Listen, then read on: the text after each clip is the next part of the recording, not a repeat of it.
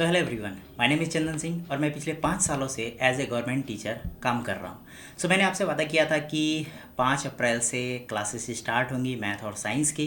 तो उसी में आज इसका डे नंबर 2 है, जिसमें हम chemical equation reaction and equation में पार्ट 2 को डिस्कस करेंगे आज। तो अगर आपने पार्ट 1 नहीं देखा है तो फटाफट जाओ, पहले पार्ट 1 देखो, फिर आना पार्ट 2 पे देखना और इसको अपने दोस्तों को ज़्यादा से ज़्यादा शेयर कर देना। इसमें हम कंप्लीट डिटेल, कंप्लीट टॉपिक, कोई भी कटआउट यूज़ नहीं करेंगे, पूरा complete detail with previous year question. तो अभी खैर एक दिन का लेक्चर हो चुका है, आज दूसरा दिन का लेक्चर है। कल से हम प्रीवियस ईयर के क्वेश्चन को डिस्कस करेंगे जो हमने अभी तक पढ़ाई कर ली है। ठीक है, तो चलो शुरू करते हैं आज का वीडियो। सो सबसे पहले हमने ये पढ़ना शुरू किया था कि प्रॉपर्टीज़ ऑफ केमिकल इक्वेशन क्या होता है, यानी कि कौन से ऐसे फैक्टर होते हैं जिसको जानने के बाद से हम बता सकते हैं कि ये जो प्रोसेस हुआ है वो केमिकल इक्वेशन हुआ, केमिकल रिएक्शन यहाँ पे हुआ है। उसी में पॉइंट नंबर 4 था इवोल्यूशन ऑफ गैस, जिसके थ्रू हम बता सकते हैं कि जो प्रोसेस हुआ है वो केमिकल रिएक्शन हुआ है। तो इवोल्यूशन ऑफ गैस में होता ये है कि आप कोई भी मेटल ले लो, ठीक है, और उस मेटल को किसी भी एसिड के साथ रिएक्ट करा दो। जैसे मैंने यहाँ पे डाइल्यूट सल्फ्यूरिक एसिड लिया है, जब यहाँ रिएक्ट कराओगे तो हमेशा हाइड्रोजन गैस निकलेगा, यानी कि ये बता रहा है कि यहाँ गैस का इवोल्यूशन हुआ है, यानी कि ये इवोल्यूशन ऑफ गैस है। अब चूंकि ये केमिकली लेवल पे होगा तो इसलिए हम कह सकते हैं कि यहाँ जो प्रोसेस हो रहा है वो केमिकली रिएक्शन का हो रहा है।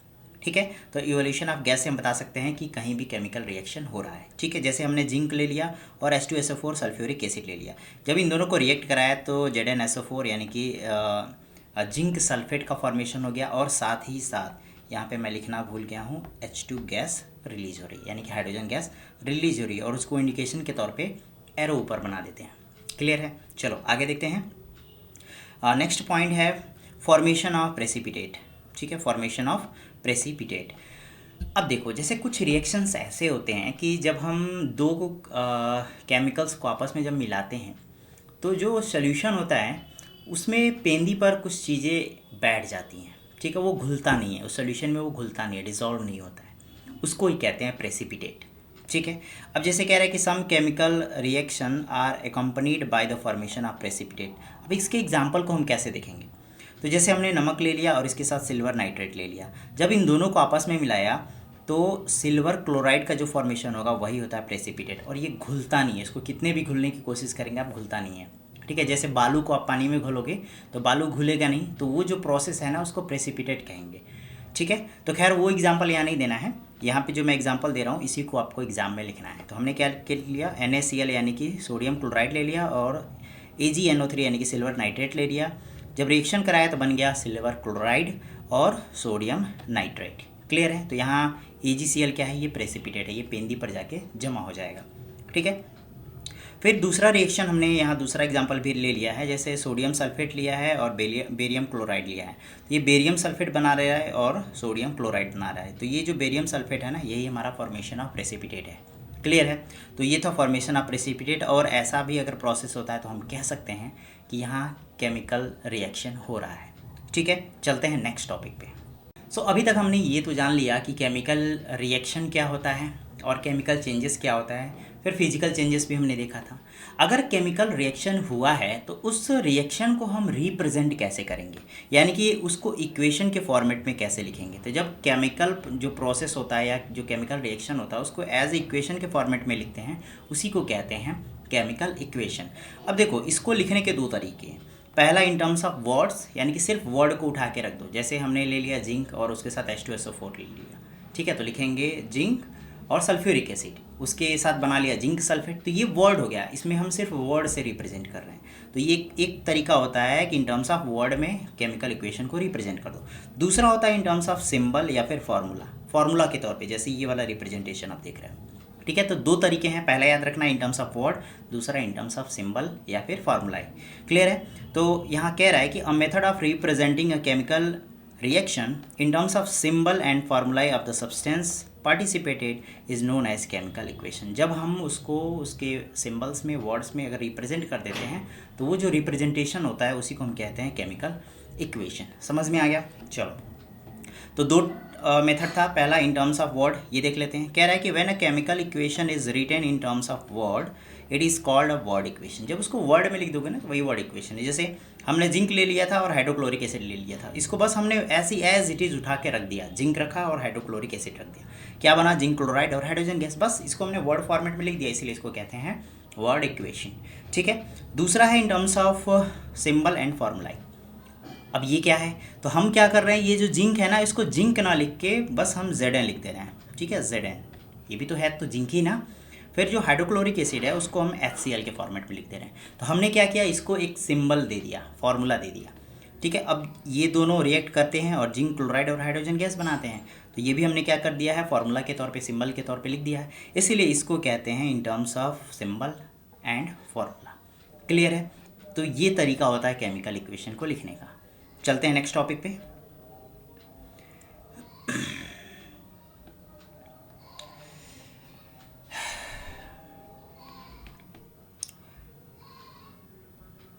नेक्स्ट है convention used in chemical equation. I think ये जो टेक्स्ट है ना वो थोड़ा सा बहुत छोटा छोटा हो गया है। मैं कोशिश करूँगा जो नेक्स्ट हमारा स्लाइड बनेगा उसमें थोड़ा सा बड़ा इसको दिखाऊं, क्योंकि मुझे भी लग रहा है ये काफ़ी छोटा हो गया है। कह रहा है convention used in chemical equation. जो केमिकल इक्वेशन होते हैं उसमें कुछ कन्वेंशन यूज करते हैं। कन्वेंशन कहने का मतलब है जो फंडामेंटल ऑपरेशन होते हैं, जैसे प्लस माइनस। ठीक है, तो वो कन्वेंशन कैसे हम किसी भी इक्वेशन में यूज़ करते हैं। ठीक है, जैसे ऊपर वाले इक्वेशन में ही था, यहाँ प्लस यूज़ किया गया है, यहाँ एरो यूज़ किया गया है, इसी को कहते हैं कन्वेंशन। तो कौन कौन से वो कन्वेंशन होते हैं या फिर कौन कौन सा स्टेप्स होता है जो हमें यूज़ करना चाहिए किसी भी केमिकल इक्वेशन को लिखने का, वो इसमें डिस्कस करेंगे। देखो, फर्स्ट पॉइंट कह रहा है कि reactant are written on left hand side of. ठीक है, कोई भी रिएक्शन है, अगर इक्वेशन हम लिख रहे हैं तो जो रिएक्टेंट होते हैं उसको लेफ्ट साइड में लिखते हैं। और आप खुद देख लो, यहाँ ये क्या है, ये हमारा रिएक्टेंट है, और प्रोडक्ट जो होता है उसको राइट साइड में लिखते हैं। क्लियर है, तो 2 पॉइंट्स यहाँ से हो गए। दूसरा जो है रिएक्टेंट हमने कर दिया लेफ्ट साइड में, similarly product are written on the right hand side. लेकिन अगर 2 से ज़्यादा प्रोडक्ट और 2 से ज़्यादा रिएक्टेंट हो तो उनके बीच में प्लस साइन का इस्तेमाल करते हैं। ठीक है, जैसे यहाँ पे था, यहाँ आप देख सकते होगे 2 प्रोडक्ट हैं, इसीलिए सॉरी रिएक्टेंट है, इसलिए इसमें प्लस साइन का इस्तेमाल किया गया। 2 प्रोडक्ट भी बने हैं तो उनके बीच में भी प्लस साइन का इस्तेमाल किया गया। चलो, ये क्लियर है। नेक्स्ट पॉइंट है an arrow separate the product reactant and product, sorry an arrow separates the reactant from the product. और जैसे कि हमने बताया था कि जब इक्वेशन हम लिखते हैं तो बीच में क्या लगाते हैं, एरो। ये सेपरेट करता है, इधर प्रोडक्ट है और इसके बाद वाला जो है, सॉरी इसके पहले वाला जो है वो रिएक्टेंट है और उसके बाद वाला क्या है, प्रोडक्ट है। क्लियर है, चलो आगे कह रहा है कि arrow head point towards the product and tells about the direction of reaction. अब देखो, जो ये एरो हेड है ना, इसमें ये हेड है, तो हेड बता रहा है कि हम प्रोडक्ट की तरफ जा रहे हैं, और टेल क्या बताएगा कि ये हमारा रिएक्टेंट है। क्लियर है, तो बस अभी फ़िलहाल के लिए आपके में इतना ही यूज़ करना है, इतने ही सिंबल्स या फिर कन्वेंशन यूज़ करने हैं जो आपको जानने थे। आगे और भी आएंगे, उसको आगे हम डिस्कस करेंगे। अब नेक्स्ट आता है कि बैलेंस्ड केमिकल इक्वेशन क्या होता है। ठीक है, अब बैलेंस्ड केमिकल इक्वेशन को जानने से पहले आपको जानना पड़ेगा law of conservation of mass. देखो, हम केमिकल इक्वेशन जब लिखते हैं तो एक रिएक्टेंट होता है, प्रोडक्ट होता है। ठीक है, अब जो रिएक्टेंट जो है उसमें नंबर ऑफ एटम्स होंगे, प्रोडक्ट आएगा उसमें भी नंबर ऑफ एटम्स होंगे। ये दोनों सेम होने चाहिए, यानी कि हमने जितना मास इधर लिया, मान लो ऑक्सीजन है, ऑक्सीजन हमने 2 लिया था, इधर प्रोडक्ट में भी ऑक्सीजन 2 ही बनना चाहिए। 3 कैसे हो जाएगा, आप खुद सोचो। जैसे आप अगर कुछ बना रहे हो, जैसे कुछ गैस पे आप बना रहे हो, तो अगर आप 1 किलो इस्तेमाल कर रहे हो बनाने में, तो वो 2 किलो थोड़ी ना हो जाएगा, वो तो 1 ही रहेगा। या फिर ज़्यादा से ज़्यादा हो सकता है वो कम हो जाए। तो कम कब होगा, जब वहाँ से वो इवॉल्व हो जाएगा, कुछ भाप बन के उड़ जाएगा या फिर कुछ जल जाएगा। तो है ना, उसको रिप्रेजेंट तो करेंगे ना कि जला हुआ है या फिर गैस बन के उड़ गया।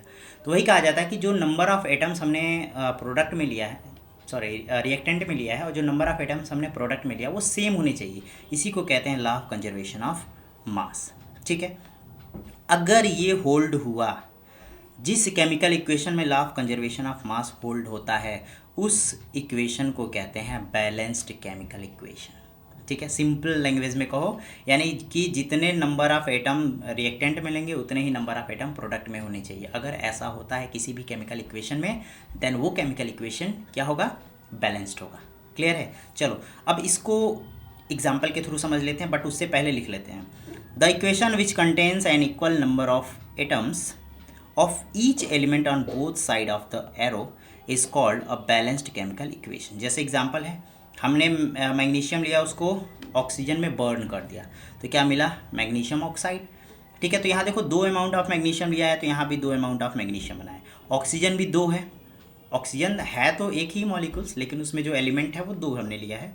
और यहाँ भी ऑक्सीजन के आगे देखो क्या लगा हुआ है, 2, यानी यहाँ भी बैलेंस्ड है। तो इस इक्वेशन को कहते हैं बैलेंस्ड। देन अनबैलेंस किसको कहेंगे? अब जैसे मान लो यहाँ 2 ना हो, तो यहाँ 2 मैग्नीशियम था, यहाँ एक ही मैग्नीशियम है, तो इसको कहेंगे अनबैलेंस्ड केमिकल इक्वेशन। तो आई थिंक आपको समझ में आ गया होगा कि बैलेंस्ड केमिकल इक्वेशन क्या होता है और अनबैलेंस्ड केमिकल इक्वेशन क्या होता है।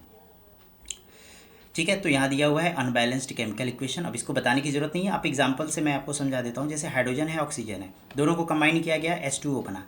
अब ध्यान दो, हाइड्रोजन तो यहाँ 2 था, यहाँ भी हाइड्रोजन 2 है, बट यहाँ ऑक्सीजन 2 था, यहाँ ऑक्सीजन एक ही है ना। इसीलिए इसको कहते हैं अनबैलेंस्ड केमिकल इक्वेशन।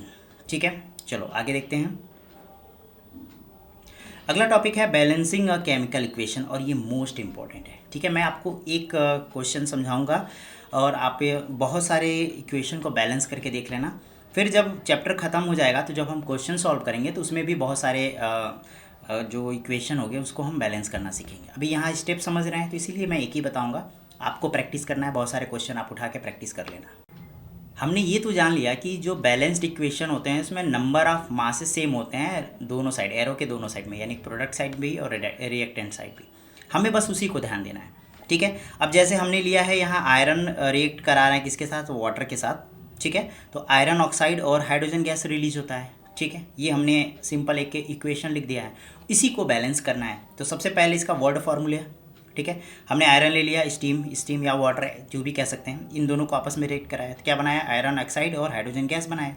ये पहला स्टेप हो गया, ये स्टेप नंबर 1 है। अब ये तो वैसे बस लिखने वाली चीज़ें हैं, ये आप देख लीजिएगा। ठीक है, वीडियो को पॉज करके देख सकते हो, टाइम वेस्ट मैं नहीं करना चाहता।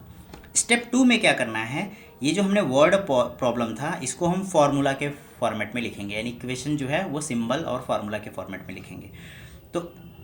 तो आपको पता है कि आयरन को हम लिखते हैं Fe, और स्टीम भी एक तरीके का वाटर ही होता है, तो इसलिए H2 हमने लिख दिया है। ये आयरन ऑक्साइड जो है उसको हमने लिख दिया है Fe3O4। ठीक है, और हाइड्रोजन गैस हुआ है तो उसको H2 लिख दिया। ये हमने एक जनरल फार्मूला लिखा है, इसमें नंबर ऑफ Fe कितने हैं ये हमने नहीं लिखा है। ठीक है, जो हमारा आयरन ऑक्साइड है उसके क्या फार्मूला होता है उसको हमने डायरेक्ट लिखा है यहाँ पे। ठीक है, स्टेप 3 है कि इसमें जितने नंबर ऑफ एटम्स हैं, प्रोडक्ट रिएक्टेंट साइड और प्रोडक्ट साइड, दोनों को अलग अलग कर लेना है। तो हमने एक लिस्ट बनाया जिसमें एलिमेंट्स को रखा है, दूसरा रिएक्टेंट और प्रोडक्ट बनाया है। तो अब जैसे लिस्ट में Fe हमने रखा, इसमें हाइड्रोजन है तो हाइड्रोजन को अलग कर दिया, ऑक्सीजन है ऑक्सीजन को अलग कर दिया। सेम साइड में देखो Fe है, ऑक्सीजन है और हाइड्रोजन है, दोनों साइड में तीनों एलिमेंट है, इसलिए हमने तीनों को रख दिया। अब रिएक्टेंट साइड में देखते हैं कि Fe कितना है। रिएक्टेंट साइड में Fe1 है तो 1 रख दिया, हाइड्रोजन 2 है तो 2 कर दिया, ऑक्सीजन 1 है तो 1 कर दिया। क्लियर है। प्रोडक्ट साइड में देखते हैं, Fe3 है तो 3 रख दिया, हाइड्रोजन 2 है तो हाइड्रोजन देखो यहाँ 2 है, फिर ऑक्सीजन 4 है तो यहाँ भी तो ऑक्सीजन 4 था, तो हमने बस इसी के एलिमेंट को यहाँ लिस्टेड कर दिया है। क्लियर है, ये स्टेप समझ में आ गया। अब करना ये है कि उस एटम को सेलेक्ट करना है जिसके पास number of atom, maximum number of atom हो। ठीक है, तो यहाँ पर आप देख सकते होगे नेक्स्ट स्टेप में हमें ये करना है कि इसमें वो एटम सेलेक्ट करना है, ठीक है, जिसके पास मैक्सिमम नंबर ऑफ एटम हो। जैसे यहाँ पे ऑक्सीजन आप देख रहे होगे, इसके पास 4 मैक्सिमम नंबर ऑफ एटम है। देखो ऑक्सीजन के पास ही तो 4 है, हमें ऑक्सीजन को सेलेक्ट करना है। इधर 4 है बट इधर ऑक्सीजन 1 ही है ना, यहाँ ऑक्सीजन अकेला है यानी 1 ही है, तो हमें क्या करना है, इधर 4 से मल्टीप्लाई करना है। उसी स्टेप को मैंने स्टेप नंबर 4 में लिखा है, देखो यहाँ 4 से मल्टीप्लाई करके। ठीक है, अब ये स्टेप नंबर 5 है और ये स्टेप नंबर 6 है। तो अब चूँकि बहुत लंबा हो जाता वीडियो, इसीलिए मैंने क्या किया है, ये जो लैंग्वेज है ना उसको हटा दिया है। ठीक है, बस ये तो आप इजीली कर सकते हो, बस लिखना ही तो है, list the number of atoms of different element, यही तो लिखना है, तो इसलिए इसको मैंने हटा दिया है। तो लिखोगे आप कि on multiplying 4 on left hand side. ठीक है, जब यहाँ 4 करोगे मल्टीप्लाई तो यहाँ 4H2 हो जाएगा, तो देखो ये मैंने यहाँ 4H2 कर दिया। Fe देखो 1 था, यहाँ भी Fe1 है, सेम ये था, ऐसे ही उठा के यहाँ रख दिया। हाइड्रोजन 2 था तो हाइड्रोजन भी ऐसे ही रख दिया। ठीक है, अब ये हमारे पास नया इक्वेशन आ गया। अब हमें जो डिस्कशन करना है वो इस पर करना है।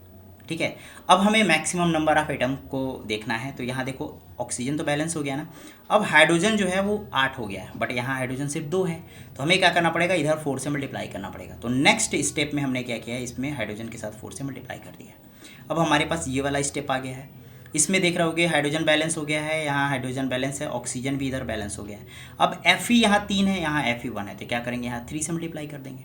तो बस यहाँ हमने 3 से मल्टीप्लाई करके इसी इक्वेशन को एज इट इज़ यहाँ रख दिया। तो देखो 3Fe 4H2O Fe3O4 और 4H2, ठीक है। अब ये हो गया हमारा बैलेंस्ड इक्वेशन, इसी को कहेंगे बैलेंस्ड इक्वेशन। ऐसे ही हम क्या करते हैं, इक्वेशन को बैलेंस करते हैं। अगर थोड़ा सा भी डाउट है तो वीडियो को थोड़ा सा रिवाइंड करके देख लो, समझ में आ जाएगा। चलो बढ़ते हैं। ऐसे बहुत सारे क्वेश्चन तुम्हें सॉल्व करना पड़ेगा, क्योंकि प्रैक्टिस ही तुम्हें परफेक्ट बनाएगा। क्लियर है। और एग्ज़ाम में अगर अच्छे नंबर पाने हैं तो प्रैक्टिस करनी पड़ेगी। बस 2 या 4 मिनट का मेहनत है, फुल मार्क्स लेके जाओगे। चलो नेक्स्ट पॉइंट पे पढ़ते हैं। How can be a chemical equation be more informative. अब ये सोचने की बात है कि किसी केमिकल इक्वेशन को हम कैसे ज़्यादा अट्रैक्टिव और मोर इन्फॉर्मेटिव बना सकते हैं। मतलब कि हम ऐसा इक्वेशन लिख दें जिससे हमें सब कुछ इन्फॉर्मेशन मिलना शुरू हो जाए। तो जाहिर सी बात है, जो कंपाउंड हम ले रहे हैं उन सभी के नाम यूज़ करना पड़ेगा। अगर गैस ले रहे हैं तो गैस को हम रिप्रेजेंट करेंगे। तो ऐसे ही कुछ स्टेप्स हैं जो इसमें हम डिस्कस करने वाले हैं।